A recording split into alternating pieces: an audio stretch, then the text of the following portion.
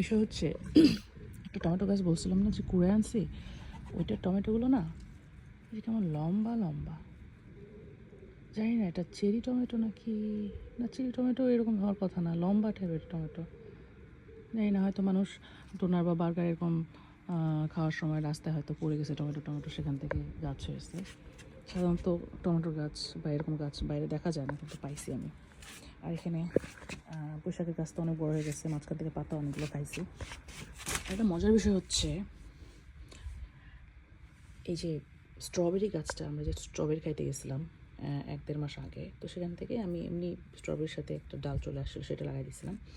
কিন্তু এখানে সবসময় দেখি যে এখান থেকে পাতা হয়েছে, কিন্তু এই একটা নতুন জিনিস হয়েছে। এটা কি এটা কি ফুল আসতেছে, মানে ফলের জন্য? আপনাদের কেউ মানে কারো যদি জানা থাকে একটু জানাই।